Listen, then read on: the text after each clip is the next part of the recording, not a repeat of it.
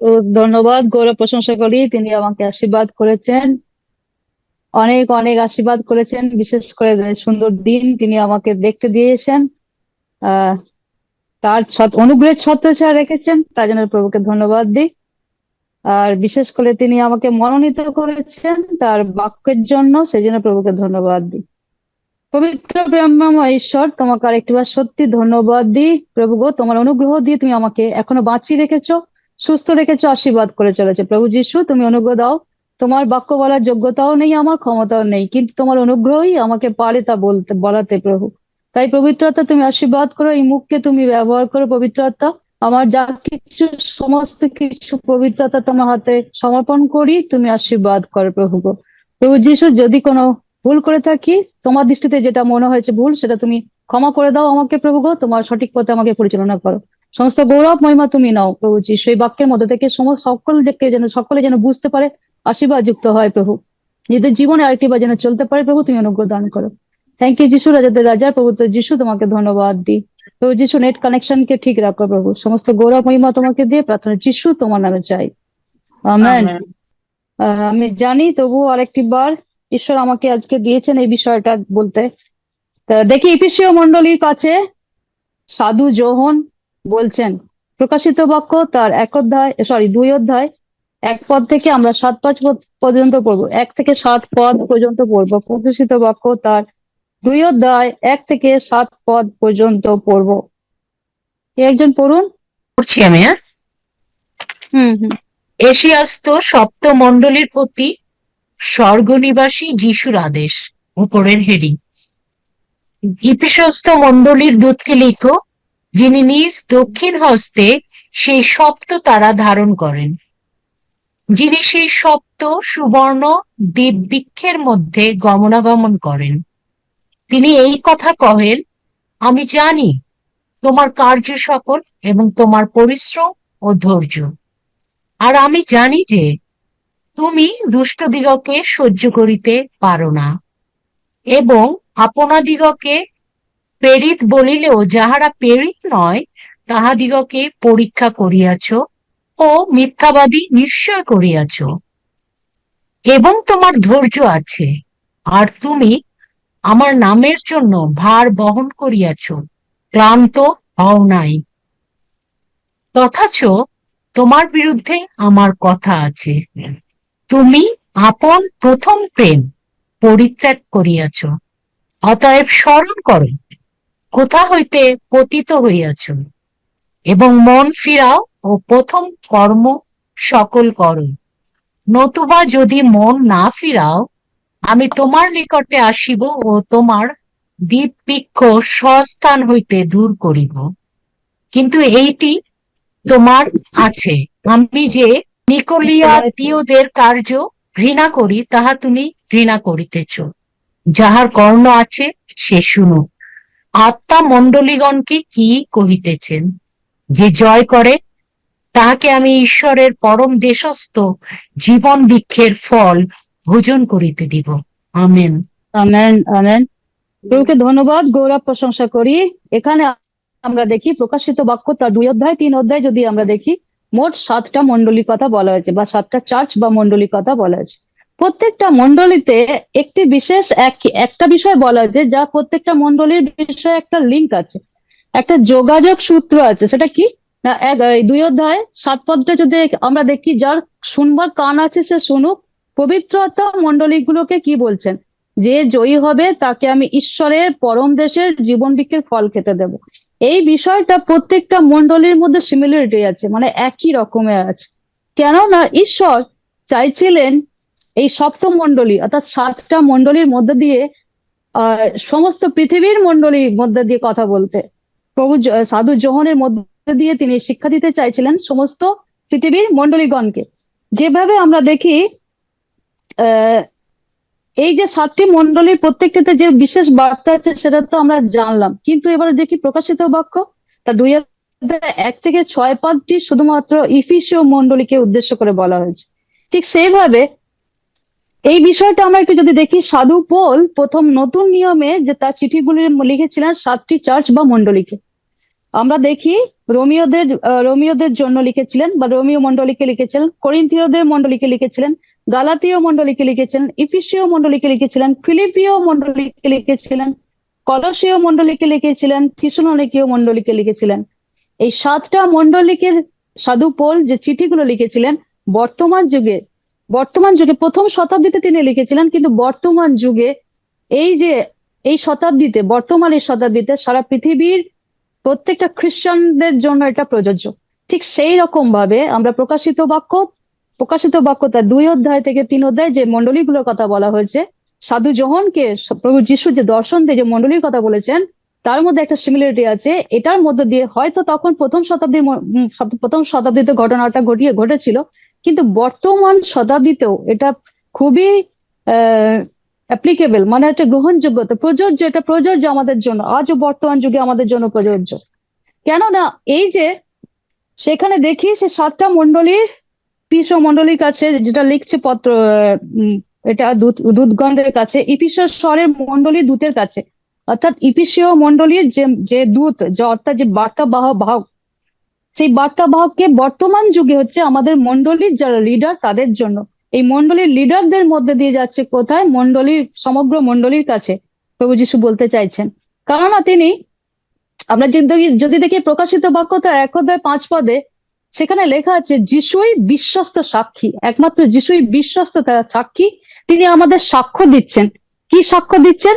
যিনি তার ডান হাতে 7টা তারা ধরে সোনার 7টা বাতিদানের মাঝখানে ঘুরে বেড়ান, তিনি এই কথা বলছেন। অর্থাৎ সমস্ত মণ্ডলীর মধ্যে যার গমনাগমন, সমস্ত মণ্ডলীকে তিনি যে নখদর্পণে রেখেছেন, তিনি পরীক্ষা করেন, সমস্ত মণ্ডলীকে তিনি পরীক্ষা করেন, তিনি এই বিষয়ে সাক্ষ্য দিচ্ছেন। অর্থাৎ প্রভু যিশু, আমরা দেখি এই বিষয়টা প্রকাশিত বাক্য তার 2 অধ্যায় আমরা যদি দেখি যে প্রভু যিশু প্রথমে কি করছেন? প্রশংসা করছেন। আর তারপরে আমরা দেখি যদি 4 পদ 5 পদ 6 পদে যদি দেখি, সেখানে দেখবো তিরস্কার করছেন। তাহলে প্রথমে দেখি মণ্ডলীকে ঈশ্বর বা প্রভু যিশু তিনি কি করছেন? প্রথমে প্রশংসা দিচ্ছেন, কেননা তিনি বিশ্বস্ত সাক্ষী, সেই জন্য তিনি সাক্ষ্য বহন করছেন। তিনি কি বলছেন? যে 2 পদে যদি দেখি, আমি তোমার কাজ, পরিশ্রম, ধৈর্যের কথা জানি। আমি জানি তুমি মন্দ লোকদের সহ্য করতে পারো না, আর যারা প্রেরিত না হয়েও নিজেদের প্রেরিত বলে দাবি করে তাদের পরীক্ষা করে দেখেছো, এবং তারা যে মিথ্যাবাদী তার প্রমাণও পেয়েছো। তোমার ধৈর্য আছে এবং তুমি আমার জন্য অনেক কষ্ট স্বীকার করেছো, ক্লান্ত হয়ে পড়নি। অর্থাৎ এই ইফিসীয় মণ্ডলীটা ছিল প্রচন্ড কাজ করতো, পরিশ্রমী ছিল।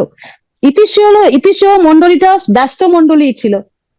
ইফিসীয় মণ্ডলীটা ছিল পরিশ্রমী এবং ধৈর্যপূর্বক সে সমস্ত কিছু কাজ করতো। ইফিসীয় মণ্ডলীটা সহ্য শক্তি ছিল, অনেক সহ্য করত, কারণ অনেক কষ্ট স্বীকার করত, ক্লান্ত হয়ে পড়েনি। কষ্ট স্বীকার করতো তথাপি সে ক্লান্ত হতো না। আমরা দেখি এই ইফিসীয় মণ্ডলী তুমি মন্দ লোকদের সহ্য করতে পারে না, অর্থাৎ মোরালিটি ছিল ইফিসীয় মণ্ডলীতে, নৈতিকতা ছিল ইফিসীয় মণ্ডলীতে। আর যারা প্রেরিত না হয়ে নিজেদের প্রেরিত বলে দাবি করে তাদের পরীক্ষা করে দেখেছো, অর্থাৎ সত্যের শিক্ষা শিক্ষিত করত। এই যে ইফিসীয় মণ্ডলী সত্যের শিক্ষায় শিক্ষিত করত। বর্তমান যুগে এরকম আমাদের অনেক মণ্ডলী আছে। এই যে প্রভু যিশু যে সাক্ষ্য বহন করছেন, বিশ্বস্ত সাক্ষী, যে তিনি যে সাক্ষ্য দিচ্ছেন, প্রশংসা করছেন, এইরকম প্রশংসা পাওয়ার জন্য অনেক মণ্ডলী আছে, যদিও হাতে গোনা, তথাপি অনেক মণ্ডলী আছে এই ধরনের মণ্ডলী। তথাপি ঈশ্বর, প্রভু যিশু তিনি বলছেন কি, এত কিছু প্রশংসা করার পর ঈশ্বর 4 পদে বলছেন কি, প্রভু যিশু বলছেন, তবুও তোমার বিরুদ্ধে আমার এই কথা বলবার আছে। প্রথম আপাতত দৃষ্টিতে দেখলে মনে হয় যেন ভালোই তো, প্রভু যিশু কি সুন্দর প্রশংসা করছে। এই মণ্ডলী, ব্যস্ত মণ্ডলী, অলস ভাবে বসে থাকেনি। প্রভু যে সুসমাচার কাজ দিয়েছে, সে সুসমাচারকে প্রচার করার জন্য খুব উদ্যোগী হয়েছে। প্রথমে আমরা দেখতে পাই এই মণ্ডলী ছিল পরিশ্রমী মণ্ডলী, সত্যি মানে কাজ করার জন্য উৎসাহী ছিল। এই মণ্ডলী অনেক ধৈর্য ছিল, কষ্ট সহ্য করতে পারতো। আমরা জানি প্রভুর মিনিস্ট্রি সেবা কাজ করতে গেলে কতটা পরিশ্রম করতে হয়, কতটা ধৈর্য ধরতে হয়, এবং কতটা কষ্ট বা ত্যাগ স্বীকার করতে হয়। হয়তো অনেকে টাকা পয়সা থাকে না, তথাপি তারা কাজ করে। আবার বলছে কি, এই মণ্ডলী কি সঠিক শিক্ষা দিত। এই মণ্ডলীর আরেকটা গুণ আছে, সঠিক শিক্ষা দিত, সত্যের শিক্ষা। এরকম আমাদের এটা যদি ধরি, তো আমাদের বিএম মণ্ডলী সব থেকে বড়।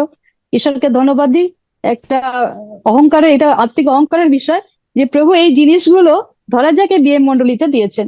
এই ডক্টরিনাল যে পিউরিটি, যে সঠিক শিক্ষা শিক্ষিত আমরা বিএম পরিবার হয়েছি, বা আরো এরকম এইভাবে অনেক মণ্ডলী আছে সঠিক শিক্ষা শিক্ষিত করে। এরকম অনেক মণ্ডলী আছে বিএম পরিবারের মতো যেখানে নৈতিকতা আছে, তারা মন্দতাকে ঘৃণা করে, এরকম অনেক মণ্ডলী আছে। তথাপি আমরা আপাত দৃষ্টিতে দেখলে মনে হয় এটা তো সবই ভালো, এটা তো ভালো জিনিস।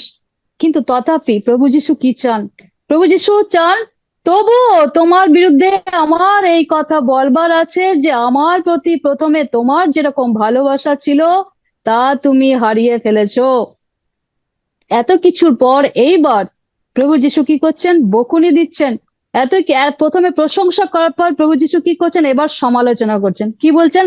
তবুও তোমার বিরুদ্ধে আমার এই কথা বলবার আছে। মণ্ডলী খ্রিস্টের দেহ, অর্থাৎ আমরা, মণ্ডলী মানে আমরা, আমরা খ্রিস্টের দেহ, খ্রিস্ট আমাদের স্বামী, আর আমরা হচ্ছে তার কোন মানে ভার্যা, কোণে বা ভার্যা। খ্রিস্ট আমাদের স্বামী, মণ্ডলী হচ্ছে ভার্যা।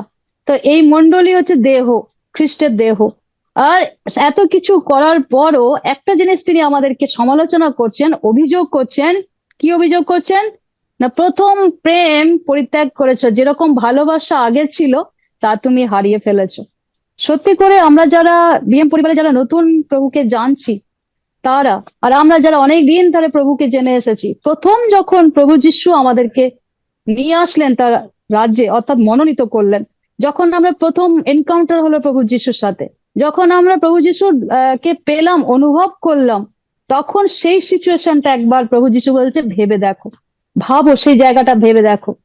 দেখবেন সেই জায়গায় সেই আবেগ, দাদাও বলেন ভালোবাসা তো আবেগ অতি অবশ্যই চাই, আবেগ না থাকলে কোনো কিছু সম্ভব নয়। তখন যে আসক্তি ছিল, প্রভু যিশুকে পাওয়ার পর যে আসক্তি, প্রথম যে আসক্তি ছিল, সেই জায়গাটা কি এখনো আছে? সেই রকম আসক্তি কি এখনো আছে? সেই রকম তার প্রতি ভালোবাসা কি এখনো আছে? তার সাথে সে সম্পর্ক কি এখনো আছে? সেই জন্য বলছে, প্রভু যিশু বলছে, আমার প্রতি প্রথমে তোমার যেরকম ভালোবাসা ছিল তা তুমি হারিয়ে ফেলেছো। এটা একটা উদাহরণ দিতে গিয়ে জিরোমিও 2:2, জিরোমিও 2:2 এখানে সদাপ্রভু বলছে ইসরায়েল জাতিকে, তোমার যৌবনের বিশ্বস্ততার কথা আমার মনে আছে। বিয়ের কোণের মতো তুমি কেমন ভাবে আমাকে ভালোবেসেছিলে, আর যে দেশে চাষ করা হয়নি তেমন মরু এলাকায় আমার পিছনে পিছনে গেছিলে। মানে কোনো কিছুই নেই যখন প্রথম প্রেম করে, আমরা অনেকের বিষয়ে অভিজ্ঞতা আছে, সেই সময় যখন প্রেমিক প্রেমিকা যখন প্রেম করে, প্রথম যখন তাদের দর্শন হয়, তারপর যখন যে বাস্তবতা, সেই সেই জিনিসটা যখন তাদের ফিলিংস আসে, তাদের অনুভূতি আসে, তাদের আবেগ আসে, তখন তারা অন্য কিছু ভেবে দেখে না। তারা এর পরে কি হবে, ভবিষ্যতে কি হবে, এত কিছু ভেবে দেখে না। তারা এমন একটা ফিলিংস, আবেগের মধ্যে থাকে, সমস্ত চিন্তা ধ্যান জ্ঞান যেন সেই ছেলেটি যদি হয় মেয়েটির প্রতি, মেয়েটি হয় ছেলেটির প্রতি। অথবা এরকমও হতে পারে যখন প্রথম বিয়ে হয়, ওখানে বলে না যে দেখে শুনে বিয়ে হয়েছে বা অ্যারেঞ্জ ম্যারেজ হয়েছে। তো যখন প্রথম বিয়ে বিয়ে হয়, বর এবং কনে দুজন একে অপরকে সত্যি সেই একটা আবেগের জায়গা থাকে, ভালোবাসার জায়গা থাকে, একে অপরকে চিনতে থাকে, আরো চিনতে থাকে, রিলেশনটা এমন একটা সুন্দর থাকে, একটা জায়গা থাকে, একে অপরকে সময় দেয়, সম্পর্কের মধ্যে একটা সময় থাকে। তো প্রেমিক প্রেমিকা বলুন বা নতুন স্বামী স্ত্রী বলুন, একে অপরকে একটা সময় দেয়, সময়ে তাদের বন্ধন থাকে, সময়ের বন্ধন থাকে। সময় দিলে কি হয়, তাদের সম্পর্কটা মানে খুব সুন্দর মজবুত হয়, তাদের ঘনিষ্ঠতা মজবুত হয়। সম্পর্ক যখন হয় তখনই মধ্যে তাদের ভালোবাসাটা আরো বেশি থাকে। কিন্তু ধীরে ধীরে ধীরে ধীরে যখন পুরনো হয়ে যায়, অর্থাৎ মাসের পর মাস, বছরের পর বছর যখন চলে যায়, ওই প্রেমিক প্রেমিকা যখন তাদের বিবাহ বন্ধনে আবদ্ধ হয়, তারপরে কিছু মাস গেল, বছর গেল, আর যারা নতুন বিবাহিত হয়েছে তারা যখন কিছু মাস কিছু বছর গেল, তারপর তাদের যে সংসারের যে চিন্তা, তারপর কি খাবো কি পরবো, তারপর ভবিষ্যৎ প্ল্যান, তারপরে বাচ্চা হলে তার জন্য একটা আলাদা চিন্তা ভাবনা, এত কিছুর মধ্যে ব্যস্ততার জীবন শুরু হয়ে যায়, সব দুজনের মধ্যে ব্যস্ততার জীবন শুরু হয়ে যায়। সেই ব্যস্ততার জীবনের মধ্য দিয়ে সেই প্রথম যে সম্পর্কটা, সে সম্পর্কটা কোথাও যেন একটা হারিয়ে যায়। মানুষ সেই প্রথম আবেগের জায়গা থেকে যেন মনে হয় মেটেরিয়াল হয়ে যায়, যেন মনে হয় মেকানিজম হয়ে যায়, মানে যে যান্ত্রিক হয়ে যায়। সুন্দর আবেগের জায়গা থেকে মানুষ যান্ত্রিক হয়ে যায়। করতে হবে, একটা রুটিন, প্রতিদিনের একটা রুটিন হয়ে যায়। স্বামীর জন্য করতে হবে, রান্না করতে হবে, এইটা এই কাজ করতে হবে, ওই কাজ করতে হবে, স্বামীকে এইভাবে যত্ন করতে হবে, আর স্বামীও ভাবে স্ত্রীকে আমাকে পরিচর্যা করতে হবে, কিভাবে না খাওয়াতে হবে, সেজন্য হচ্ছে পরিশ্রম করতে শুরু করে। এইভাবে এইভাবে যখন দিন প্রতিদিন থাকে, তখন দেখা যায় যে প্রথম যে প্রেমটা ছিল, প্রথম যে সম্পর্কটা ছিল, সবই তো হয়, খাওয়া দাওয়া হয়, স্বামী স্ত্রী এক ঘরে থাকে, তার সন্তানরাও থাকে, তাদের মধ্যে অনেক ফিউচার প্ল্যান থাকে, সমস্ত কিছুই থাকে, কিন্তু তথাপি প্রথম যখন বিবাহিত হয়েছিল, স্বামী স্ত্রীর মধ্যে যে সম্পর্কটা ছিল, আত্মার যে সম্পর্কটা ছিল, সেই সম্পর্কটা কোথাও একটা যেন হারিয়ে যায়। প্রথম প্রেমিক প্রেমিকা হিসেবে যে আত্মার সম্পর্কটা ছিল, বিবাহিত জীবন যাপন করার পর সেই জায়গাটা কোথাও একটা যেন হারিয়ে যায়। সেম প্রভু যিশুর সেই অনুভূতিটা, আমরা মানুষের সেই অনুভূতিটা তিনি আরেকবার প্রকট করেছেন। প্রথম যখন আমি প্রভু যিশুকে পাই, তখন তার প্রতি অ্যাট্রাকশন কেমন আমার ছিল, আসক্তি কেমন ছিল। যার প্রতি, যে বিষয়ের প্রতি আসক্তি থাকে, সব থেকে বড় বেশি আসক্তি থাকে, সেটাই ফার্স্ট প্রায়োরিটি হয়, সেটাই প্রথম স্থান দখল করে। কার প্রতি এখন আমাদের প্রভু যিশু বলছেন, এখন আমার প্রতি প্রথমে তোমার যেরকম ভালোবাসা ছিল, অর্থাৎ আমার প্রতি প্রথমে যেভাবে তোমার আসক্তি ছিল, সেই আসক্তি তুমি হারিয়ে ফেলেছো। এত মিনিস্ট্রির চাপ, এত প্রার্থনা, এত মোবাইলের কনফারেন্সে প্রার্থনা, আবার হচ্ছে ফেলোশিপের চাপ, আবার কেননা প্রভু যিশু বলেছেন যে তোমরা জগতে যাও, সুসমাচার প্রচার করো। এই যে প্রভু যিশুর কাজটা করতে হবে, আমাদের মাথার মধ্যে এমন ডাউনলোড হয়ে গেছে যে প্রভু যিশুর কাজ করতে হবে, প্রভু যিশুর দিন সন্নিকট, এই সন্নিকটের দিনে আমাদের অনেক বেশি কাজকে এগিয়ে নিয়ে যেতে হবে, হতে হবে। প্রভু যিশু বলছেন করো, কিন্তু কোথাও এই কাজ করতে করতে আমরা এত ব্যস্ত হয়ে গেছি, এত ব্যস্ত হয়ে গেছি, ভুলেই গেছি আমরা কার কাজ করি। আমরা ভুলেই গেছি তিনি অপেক্ষা করে বসে আছেন কখন আমি তার সাথে সময় কাটাবো। অর্থাৎ তার এই ঈশ্বর প্রভু যিশুর এই সেবা কাজে আমরা এত ব্যস্ত হয়ে গেছি, এত ব্যস্ত হয়ে গেছি, এই ইফিসীয় মণ্ডলীর মতো এত পরিশ্রম করছি। পরিশ্রম কি হয় না? সত্যি পরিশ্রম হয়। পরিশ্রম করছি, এত ব্যস্ততার জীবন আমাদের হয়ে গেছে। আজকে এখানে মণ্ডলী, কালকে ওখানে মণ্ডলী, পরশুদিন ওখানে যাওয়া, তারপর দিন ওখানে যাওয়া। কোথাও যেন প্রভু যিশু বলছে, আমার প্রতি প্রথমে তোমার যেরকম ভালোবাসা ছিল, তা তুমি হারিয়ে ফেলেছো। ভেবে দেখো, একবার ভেবে দেখো, তুমি কত উঁচু থেকে কত নিচে নেমে গেছো। আমরা ভাবি মিনিস্ট্রি করছি, আরে আমাদের লোক সংখ্যা বাড়ছে, মন্ডলী লোক সংখ্যা বাড়ছে, বাপরে ফেলোশিপ বাড়ছে, অনেক আমরা ভাবি, আমাদের দৃষ্টিভঙ্গি তখন চলে আসে, আমরা ভাবি, আমাদের দৃষ্টিতে ভাবি অনেক বৃদ্ধি হচ্ছে। কিন্তু প্রভু যিশু তার দৃষ্টিতে তিনি কি বলছেন, ভেবে দেখো তুমি কত উঁচু থেকে কত নিচে নেমে গেছো। ও যিশু, অর্থাৎ যিশু বলছেন ফার্স্ট প্রায়োরিটিটা যেটা আমাকে দেওয়ার ছিল, সেটা তুমি মিনিস্ট্রিতে দিয়ে দিয়েছো। আকর্ষণের যে জায়গাটা আমার ছিল, সেই জায়গাটা মিনিস্ট্রিতে দিয়ে দিয়েছো, পরিচর্যা কাজের মধ্যে দিয়ে দিয়েছো। এখন পরিচর্যা কাজটা একটা প্রতিযোগিতামূলক হয়ে গেছে। কার কটা ফেলোশিপ আছে, কার মন্ডলীর কতগুলো মেম্বার আছে, কে কটা ব্যাপটিজম দিতে পেরেছে, এখন যেন একটা প্রতিযোগিতা হয়ে গেছে। সব থেকে বড় প্রতিযোগিতা হয়ে গেছে আমাদের মোবাইল ফোন। কে ইউটিউবে কতগুলো বেশি ছাড়তে পারে, কতগুলো ঈশ্বরের বাক্য দিতে পারে। অর্থাৎ তারা ভেবে দেখছে না যে আমি যার বাক্য দিচ্ছি, যার বাক্য বলছি মানুষকে, সেই ঈশ্বর, তিনি কি খুশি আছেন? তিনি কি এটা আমাকে বলছেন যে আমার প্রতি প্রথম তোমার যে প্রেমটা ছিল কোথায় গেল? তুমি ওই দিকে ব্যস্ততা না হয়ে ওই সময়টুকু আমাকে একটু দাও, পার্সোনাল সম্পর্ক। এই যে প্রথম প্রেম মানে পার্সোনাল সম্পর্ক, এই পার্সোনাল সম্পর্কটা এখন কোথায়? স্বামী স্ত্রীর মধ্যে যে পার্সোনাল সম্পর্ক, সেই সম্পর্কটা এখন কোথায়? প্রত্যেকটা পরিবারে দেখুন, স্বামী স্ত্রীর মধ্যে যে পার্সোনাল সম্পর্ক, সেই পার্সোনাল সম্পর্কটা এখন হারিয়ে গেছে। যতই আপনি ছুটিতে ঘুরতে যান, আবার সে একই জায়গায়।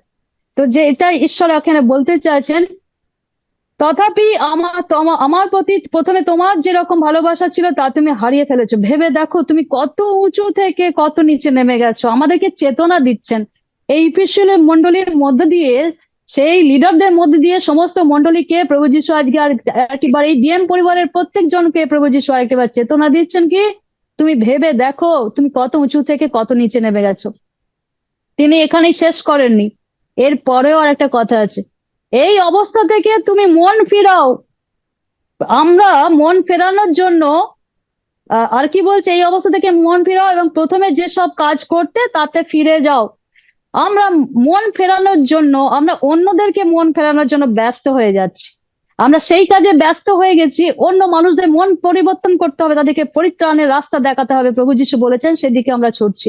কিন্তু প্রভু যিশু আজকে আরেকটি বার আমাদেরকে বলতে চাইছেন যে এই অবস্থা থেকে তুমি মন ফেরাও, এবং প্রথমে যেসব কাজ করতে তাতে ফিরে যাও। অর্থাৎ প্রথমে তোমার সাথে খ্রিস্টের যে সম্পর্কটা ছিল, সেই সম্পর্কের প্রতি আবার ফিরে যাও।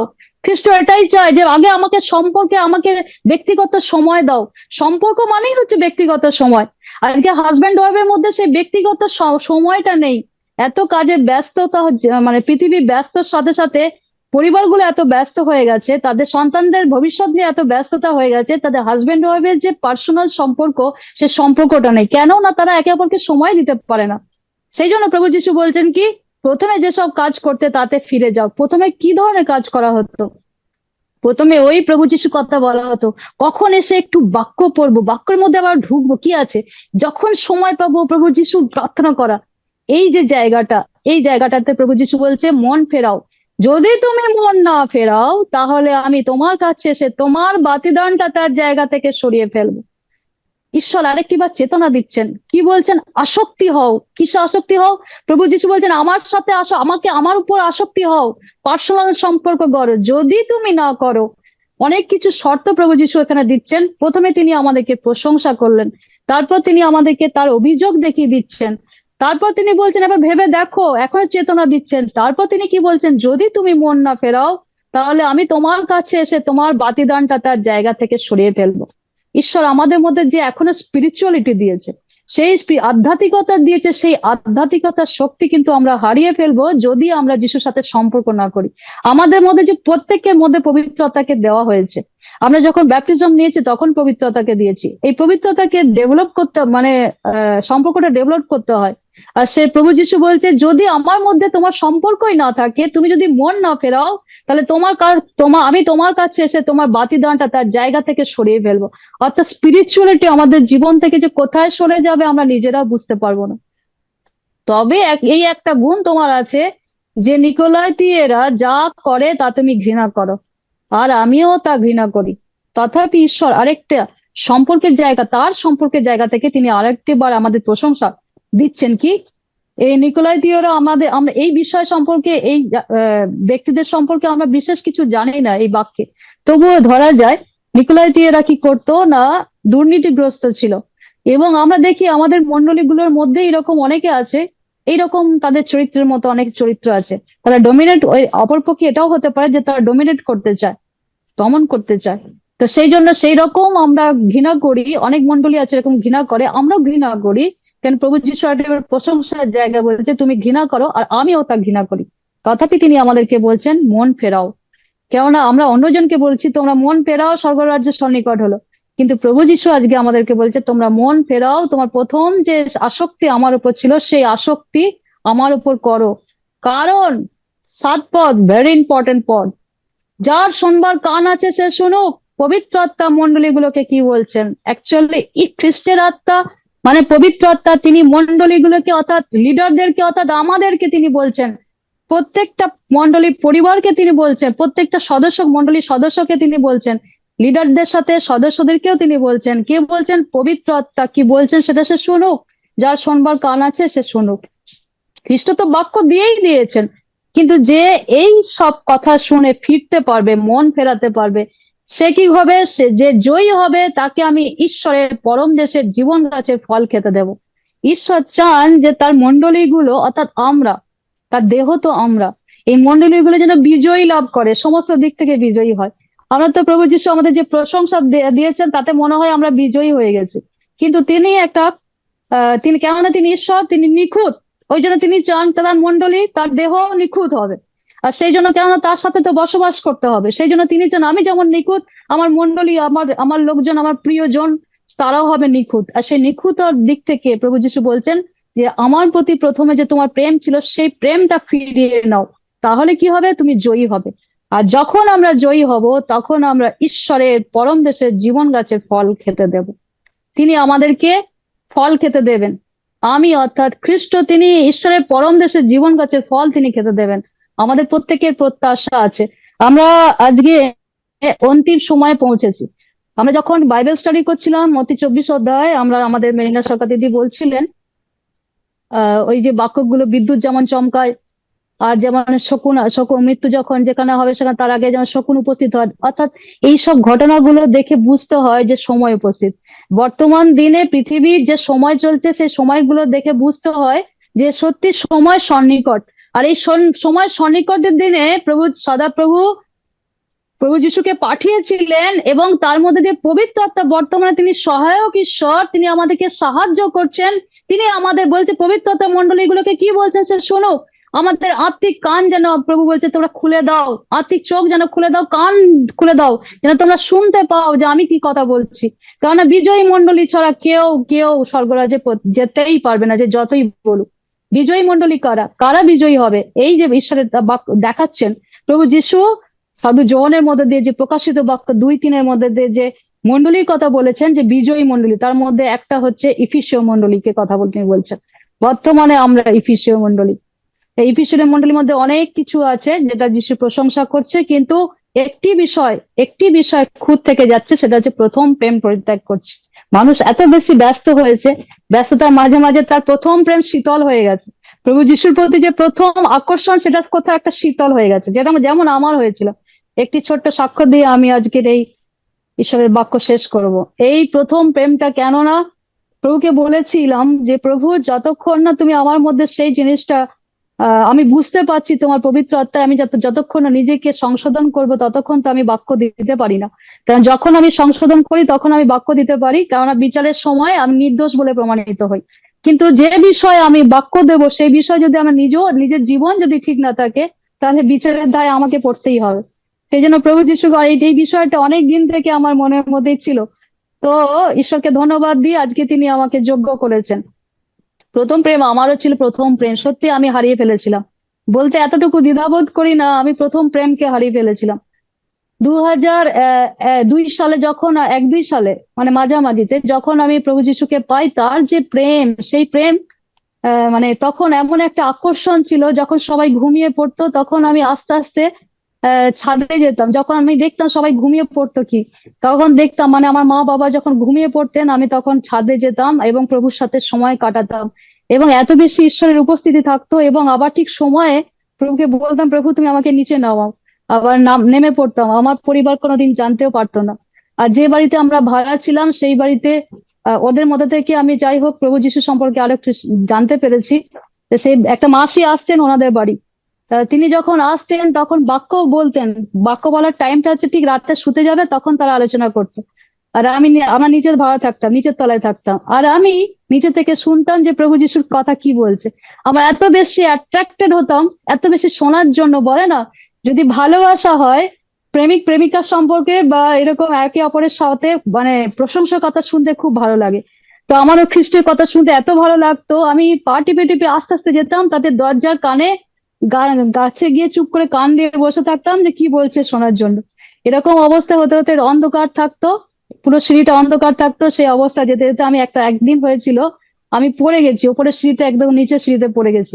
তথাপি আবার আমি উঠে আবার আমি সেই কান দিয়ে শুনছিলাম যে তারা কি আলোচনা করে, খ্রিস্টের আলোচনা। আমার এত ভালো লাগতো, আমি খালি মানে হেঁটে হেঁটে অনেকটা রাস্তা, আমার বাবা যখন প্রোটেকশন মানে প্রোটেস্ট করেছিল আমার উপর যে তোকে চার্চে যেতে হবে না বলে, আর আমাকে গার্ড করতো, তখন আমি অনেকটা দূর চার্চে যেতাম, হেঁটে হেঁটে যেতাম, আমার কাছে কোনো গাড়ি ভাড়া থাকতো না। তবু আমি এত টান ছিল, এত সে আকর্ষণ ছিল, সে আকর্ষণের টানে আমি সেখানে যেতাম। এই জায়গাটা কোথাও আমার বিয়ে করার পর আমি জানি না আমার হারিয়ে গেছে, এই বিষয়টা আমার হারিয়ে গেছিল। আর আমি অনেক দিন ধরে প্রভুর কাছে মানে হারিয়ে গেছিল, প্রভু আমাকে চেতনা দিচ্ছেন, বুঝতে সাহায্য করছেন, তথাপি আমি কিছু করতে পারছি না। আর আমি এত সংসারের মধ্যে নিজেকে এত বন্দি করে ফেললাম যে আমার প্রথম প্রেমকে সত্যি আমি ভুলে গেছিলাম। মাঝে মাঝে আমি প্রভুর কাছে মানে কাঁদতাম আর বলতাম প্রভু আমাকে প্রথম প্রেম ফিরিয়ে ফিরিয়ে দাও, আমি ফিরে পেতে চাই। তো প্রভুকে ধন্যবাদ দিই, দীর্ঘদিন পর প্রভু যিশু বর্তমানে তিনি আমার প্রতি সেই দয়া করেছেন, অনুগ্রহ দান করেছেন। আমি সেই সময় যেভাবে প্রভু যিশুকে পেয়েছিলাম এখনো মনে হয় সেভাবে আমি মানে এখনো আমার কাছে মনে হয় নতুন লাগে। প্রভু যিশুকে বলে না যে অনেক বছর বিয়ে করার পরও অনেকে বলে যে আমাদের সংসারে এত শান্তি, হাজবেন্ড ওয়াইফ একে অপরকে যেন নতুন লাগে। তো যাই হোক, আমার পাস্টার বলেছিলেন এই কথাটা আমাকে। যাই হোক, সেই বিষয়টা আমার মাথায় এখন আসে, যেন আমার প্রভু যিশুকে যেন মনে হয় আরো জানি, আরো জানি, আরো যেন মনে হয় অপূর্ণ থেকে যাচ্ছে, আরো কিছু জানি, আরেকটু সম্পর্ক। তো এখন ঈশ্বরকে ধন্যবাদ দিই, তার সাথে এখন সম্পর্ক স্থাপন করতে ঈশ্বর আমাকে সাহায্য করেছেন। আর যখন আমার তার সাথে সম্পর্ক স্থাপন হচ্ছে, মানে রিলেশনটা যখন ডিপ হচ্ছে, তখন আমার হাজবেন্ড বলছে তোমার শুধু পড়া পড়া, তোমার শুধু পড়া লেখা, পড়া আর লেখা, আর কোনো কাজ নেই। আগেতে আমি একটা সময় ছিল, আগে আমি মিনিস্ট্রির পাগল ছিলাম, মিনিস্ট্রির পাগল ছিলাম। মানে যে এখানে আজকে এখানে কালকে ওখানে, প্রত্যেকটা দিন মানে এত টাইমে মানে আমাকে ব্যস্ততার মধ্যে ছুটতে হতো, আমি ঘরের সময় দিতে পারতাম না। কিন্তু ঈশ্বর আমাকে এই বিষয়টা জানানোর পর এখন আমার কিছু আর মনে হয় না। একটা দিন আমি মিনিস্ট্রিতে যাওয়ার জন্য রেডি হয়েছি, আর প্রভু যিশু তখন বললেন, মানে এটা আসলো কি আমার কাছে একটু বসো। সঙ্গে সঙ্গে আমি ক্যান্সেল করে দিয়েছি। আমি ফোন করে প্রার্থনা মানে বলেছি সেই দিদিকে যে আপনারা চালিয়ে নিন, আমি আজকে যেতে পারছি না, আমার একটু অসুবিধা আছে, আমি একটু প্রার্থনায় বসবো। বলে ঠিক আছে। সেই দিন আমি প্রভুর সাথে সময় কাটাতে পেরেছি। এরকম অনেক ঘটনা ঘটেছে, প্রভুকে ধন্যবাদ গৌরব করি, তিনি আমাকে আজকে সাহায্য করেছেন। আর সত্যি প্রভু আজকে আরেকটি বার মৃত্যুর হাত থেকে আমাকে বাঁচিয়েছেন। এই যে এখন ঈশ্বর এই এমন ভাবে আমার ব্রেনটা তৈরি করে দিচ্ছেন, আস্তে আস্তে আমি সবসময় মাঝে মাঝে আমি অন্যমনস্ক হয়ে যাই। আমি ভাবি বোধহয় আমি স্বর্গের মধ্যে আছি, এই বিষয়টা আমার মধ্যে এমনই আসে। তো আজকেও আমি আমাদের পুকুরে গেছিলাম, কিছু বাসন ধোয়ার ছিল। আর এই বিষয়টা যখন মাথায় ছিল, তখন ওই ওই ছোট্ট জায়গায়, সেই জায়গাটার মধ্যে আমার এক পরিচিত একজন কাকিমা, তিনি ছিলেন পাশে। আর উনি পাশে ছিলেন বলে আমি একটু সরে গেছি। সরে যাওয়ার পর এত স্লিপ ছিল, আমি বুঝতে পারিনি, কিন্তু আমার আমার চিন্তা ভাবনা ছিল স্বর্গীয়, মানে স্বর্গের বিষয়ে একটা চিন্তা করছিলাম। আর হচ্ছে এটা যদি এরকম করা হয় কেমন হয়, এটা যদি এই বিষয়টা চিন্তা করতে করতে ওই স্লিপে পা দিয়েছি, আর মানে শ্যাওলা ছিল ওটার মধ্যে দিয়েছি, পা দিয়েছি, আর সঙ্গে সঙ্গে একদম পুরো পুকুরের মধ্যে একদম ডুবে গেছি। এত নিচের দিকে আমি উঠতেই পাচ্ছিলাম না, নিচের দিকে ডুবে যাচ্ছি। যত ডুবছি তত আরো নিচের দিকে ডুবে যাচ্ছি। এবং আমি ভাবছি বোধহয় তখন আমি স্বর্গে যাচ্ছি। তো যাই হোক, আমি তবুও হাতটা উপর দিকে তোলার চেষ্টা করছি, কিন্তু কাকিমা বলছি কাকিমা হাতটা ধরো। তারপরে ঈশ্বরকে ধন্যবাদ দিয়ে উনিও আমাকে হাতটা ধরতে, যে উনিও স্লিপ করে চলে যাচ্ছে। আমি অনেকটা জল খেয়ে ফেলেছিলাম, আমার কান ফান মানে অনেকটা জল ঢুকে গেছিল। তো ঈশ্বরকে ধন্যবাদ দিই, সেই জায়গা থেকে আমি তো বুঝতেই পারিনি কি করে এরকম হয়ে গেল। তো ঈশ্বরকে ধন্যবাদ দিই, সেই জায়গা থেকে প্রভু আমাকে একটা জিনিস বোঝালেন, যতক্ষণ না আমার সময় হবে তিনি নেবেন না, তিনি তার কাজে আমাকে করাবেন। তো আরেকটি বিষয়, ঈশ্বরকে ধন্যবাদ দিই, তিনি বলেছেন না, প্রথম প্রেম তুমি হারিয়ে ফেলেছো, আরেকবার ভেবে দেখো তুমি কত উঁচু থেকে কত নিচে নেমে গেছো। এই অবস্থা থেকে তুমি যদি মন ফেরাও, প্রথমে যে সমস্ত কাজ করতে তাতে ফিরে যাও। আর যদি তুমি না ফেরো, তাহলে আমি তোমার কাছে যে বাতিদানটা দিয়েছি তা আমি সরিয়ে নেব। আজকে প্রিয়জন, প্রিয় খ্রিস্টতে প্রিয়জন, প্রিয় ভাই বোন, প্রভু যিশু আজকে চাইছেন, কেন সময় সন্নিকট, তিনি তিনি জানেন যে তিনি কখন আসছেন। তিনি সময় সন্নিকট, এই সময় সন্নিকটের দিনে তিনি আজকে আমাদের বারবার বলছেন প্রথম প্রেমে তুমি ফিরে আসো, প্রথম প্রেমে তুমি ফিরে আসো। তিনি চান যেন বিজয়ী হই আমরা প্রত্যেকটা ক্ষেত্রে নিখুঁত হই। কেননা আমরা দেখি ইফিসীয় পুস্তকে বলছে তিনি আমাদেরকে পবিত্রতায় এবং নিখুঁত হওয়ার জন্য প্রেমে আবদ্ধ করেছেন বা মনোনীত করেছেন। আমাদের মাতৃ গর্ভ থেকে তিনি আমাদের মনোনীত করেছেন যাতে আমরা নিখুঁত হতে পারি, পবিত্র হতে পারি। আর নিখুঁত হওয়ার ক্ষেত্রে একটা বাধা হয়ে দাঁড়িয়েছে কি, আমরা প্রথম প্রেম পরিত্যাগ করেছি। তো খ্রিস্ট আমাদেরকে জানাচ্ছেন আজকে নিখুঁত যদি না হতে পারি, আমরা কোনোভাবেই স্বর্গরাজ্যে পৌঁছাতে পারবো না।